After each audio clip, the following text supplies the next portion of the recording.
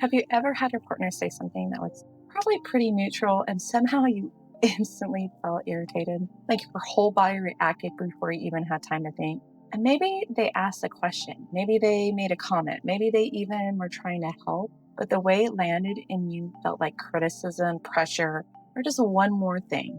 If that has ever happened in your relationship, especially in this season of parenting, you are so not alone. I'm Catherine O'Brien. I'm a licensed marriage and family therapist in Sacramento, California.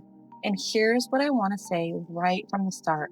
A lot of parenting couples think they have a communication problem, but what they really have is an exhaustion problem that is showing up through communication. And that is a really different thing because when you are tired, you're touched out, you're overstimulated, you're carrying the mental load, trying to keep the house going, trying to keep the kids going, trying to keep yourself going. You do not hear things the same way. You just don't. Your nervous system is already full. Your patience is lower, your bandwidth is lower, and your ability to give your partner the benefit of the doubt is lower. So now a simple question can feel really loaded. There was a time in my own marriage where my husband used to ask me, "What do you have to do?"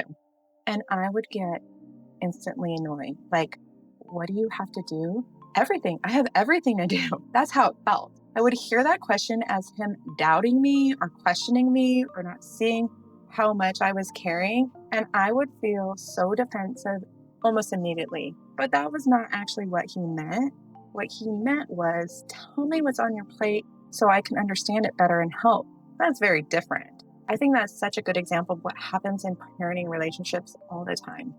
It's not always that your partner said something terrible. Sometimes it's that your body heard it through stress, through resentment, through overwhelm, through mental load, through a long day, through feeling alone.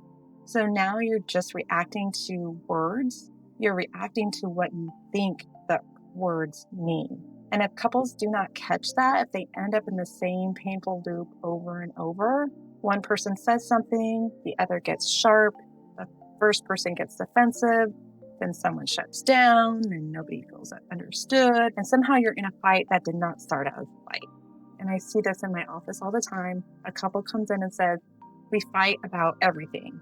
But when we slow it down, they're not actually fighting about everything. They're fighting about feeling alone or feeling unappreciated, feeling criticized, feeling like nothing they do is enough, and feeling like they have to hold too much by themselves, feeling like their partner's always upset with them, feeling like there's no soft place to land. And parenting has a way of just magnifying all of that. Because when you become parents, communication gets flattened so easily into logistics. Who's doing pickup? Who's making dinner? Who's doing bedtime? Did you sign the form? Did you order the thing? Can you take this? Why didn't you text me? And underneath all of this is a much deeper question a lot of couples are asking without saying it out loud. Are we still on the same team? And that is really the heart of it.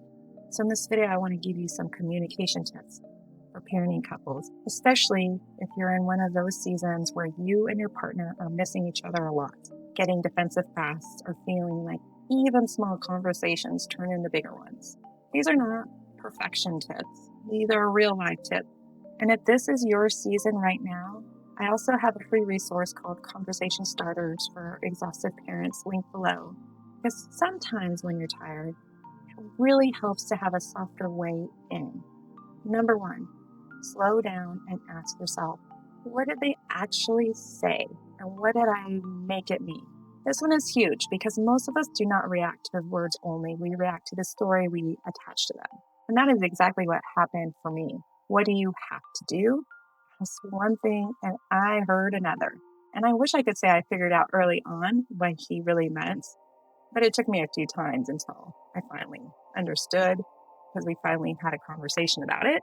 But when you are already running hot, it's so easy to do that. Your brain fills in the blanks fast. So maybe your partner says, "What's the plan for tonight?" And you hear, "Why haven't you figured this out yet?" Or maybe they say, "Do you need help?" And you hear, "You seem overwhelmed again." Maybe they say, "What else needs to happen?" And you hear, "You're behind." And that gap matters. And this is where the nervous system piece is so important. When you're stressed and your body's scanning for threat, not a huge dramatic threat necessarily, but relational threat, criticism, blame, rejection, dismissal, pressure, disappointment. So if you notice yourself reacting fast, it can help so much to pause and ask, what did my partner actually say? And what did I add to it? Those questions can save couples from so many unnecessary spirals. Number 2, get curious before you get mad. And I know this sounds simple, but it's powerful. Instead of assuming you know exactly what your partner meant, check it. You can say, hey, when you said that, I noticed I took it as criticism. Is that what you meant? Or can you say a little more? Or I want to make sure I'm hearing you right. That is such a different energy from going straight into defensiveness. And honestly, exhausted couples are often terrible mind readers. We think we know what the other person meant, and we are very sure. And then when we actually slow down, it turns out that was not it at all. And I see this constantly. One person says something practical, the other person hears it emotionally, and now both people feel confused and defensive. So much of better communication in parenting relationship is not fancy. It's just slowing down long enough to check meaning before you react like it is a fact. Number 3, talk about the load underneath the moment. A lot of parenting couple conflict looks like it's about one little thing, but it's usually carrying a lot more underneath it. A snappy response about dishes might actually be about feeling invisible. A defensive moment about bedtime might actually be about feeling like you can never get it right. And then a blow up over a question might actually be about weeks or months of accumulated exhaustion. And this is why I really want couples to talk not just about the task, but about the load underneath the task. Not just, can you help with dinner? But I'm feeling maxed out and I need to not hold so much by myself tonight. Not just, why are you asking me that? But I think I'm already overwhelmed, so that landed badly. That is such a more honest conversation, because if what is true is I'm carrying a lot and I'm feeling alone in it, then that is the thing that needs language. Otherwise, couples stay stuck arguing at the surface. 4, say the softer truth sooner. This is hard because when you're tired, the softer truth usually does not come out first. Usually what comes out first is irritation, sarcasm, snapping, a tone, a look, a sharp comment, withdrawal. But under that is often something much more tender. I need help. I'm overwhelmed. I feel alone. I don't feel seen. I need you with me. That is the real thing. And I know this is not easy in the moment, especially if you're already feeling resentful. But the more you can get to the softer truth sooner, the better chance your partner has of actually hearing you. Because can you ever just notice what needs to be done? It's very different from, I'm at capacity and I really need more help. One invites defensiveness and the other invites connection. Not always. Your partner is still human, but it gives you a much better shot. Number 5, be clear about what help would actually help. This one matters so much, especially for couples with a lot of stress and not a lot of extra bandwidth. Sometimes one partner really does want to help, but they do not know what would actually help or feel supportive. And sometimes the other partner is so deep in overwhelm they do not want to have to explain it, which honestly I get. But vague distress often creates vague support. So if you can, try to make the ask concrete. Can you do bedtime tonight? Can you take over dinner cleanup? Can you text the coach back? Can you handle the morning stuff tomorrow so I can breathe a little? That kind of clarity helps so much. And if what you really need is not just ask, and if what you really need is not just task help, but emotional support, say that too. I don't need you to solve this. I just need you to see how much I'm caring. Or I need reassurance more than solutions right now. That is such useful information for a partner to have. And number 6, stop having important conversations when you're both fried. Honestly, this one would solve a lot. So many couples try to talk about meaningful things at the absolute worst time. Late at night, at the end of a long day, during cleanup, in the middle of kid chaos, when one person is still in work mode and the other is already drowning. And then they think, see, we can't communicate. No, you're trying to do relationship repair with too shot nervous system. Of course it's going to go badly. And some of the best advice I give couples is know your bad times. Know when the wheels tend to come off. And if this is one of those times, say, I want to talk about this, but I don't think now is a good time. Or I care about this too much to do it when I'm this tired. Or even, can we come back to this tomorrow when we both have had some room to breathe? This is not avoidance. That is being smart about timing. Number 7, remember that the pattern is usually the problem. This is one of the biggest shifts I see help couples. Instead of deciding your partner is the problem, start looking at the pattern.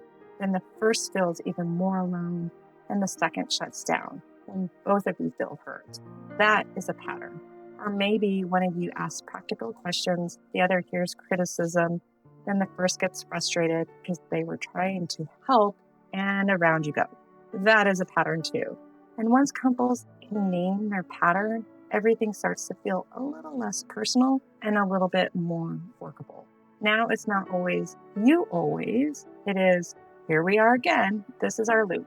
That is a much better place to work from. Number 8, repair faster. You do not have to be perfect, you really don't. You're going to mishear each other sometimes, you're going to come in with tone sometimes, you're going to miss each other. That is all real life. The goal is not perfection, the goal is repair. So when something lands badly, see if you can come back faster. That came out wrong. Let me try it again. I can see that hit a nerve. I don't want this to turn into us against each other. That's not how I meant it. Or I can see why you heard it that way. That kind of repair matters so much more than getting every sentence exactly right. And honestly, I think a lot of parenting couples need permission to stop aiming for flawless communication and start aiming for quicker, kinder repair. That is what helps relationships feel safer again. And number 9, have one phrase that helps you come back to team. I love this one because it's simple and practical. Have one phrase between the two of you that means pause, we're slipping, let's come back. Maybe it is same team, or can we reset, or even I think we're missing each other. Could be try that again. Maybe even I need softness, or come back to me. It does not matter what the phrase is. It matters that it feels like it's your phrase. Because when you're in deep in parenting life, you need easy access tools. You do not need a 10-step process where everyone's tired and somebody still needs lunch made for tomorrow. One little phrase can interrupt a whole spiral, and sometimes that is enough to change the night. So let me bring this home. If you're a parenting couple and you keep getting stuck in these defensive, hurt, misunderstood moments, it does not necessarily mean you're bad at communication or bad for each other. A lot of times it just means you are tired, right? It means you're overloaded. It means there's too much happening too fast and your nervous systems are doing what stressed nervous systems do, reacting quickly, protecting quickly, and assuming quickly. And when you understand that, you can start having a lot more compassion for yourselves and for each other. Not no accountability, compassion and accountability. The goal is not to excuse hurtful communication. The goal is to understand what is happening well enough to change it. So slow it down, check the meaning, say the softer thing, and then talk about the load underneath the moment.